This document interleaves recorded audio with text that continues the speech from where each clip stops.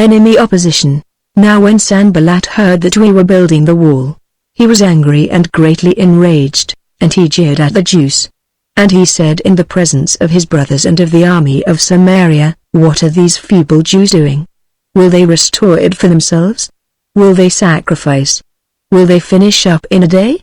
Will they revive the stones out of the heaps of rubbish, and burned ones at that?" Tobiah the Ammonite was beside him, and he said, "Yes, what they are building, if a fox goes up on it he will break down their stone wall. Hear, O our God, for we are despised. Turn back their taunt on their own heads and give them up to be plundered in a land where they are captives. Do not cover their guilt, and let not their sin be blotted out from your sight, for they have provoked you to anger in the presence of the builders."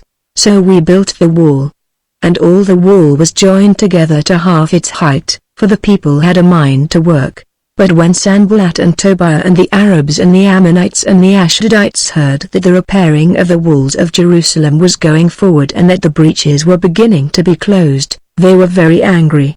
And they all plotted together to come and fight against Jerusalem and to cause confusion in it.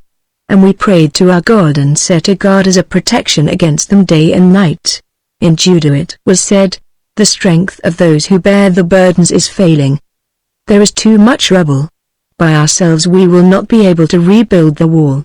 And our enemies said, "They will not know or see till we come among them and kill them and stop the work." At that time the Jews who lived near them came from all directions and said to us 10 times, "You must return to us." So in the lowest parts of the space behind the wall, in open places, I stationed the people by their clans, with their swords, their spears, and their bows. And I looked and arose and said to the nobles and to the officials and to the rest of the people, "Do not be afraid of them.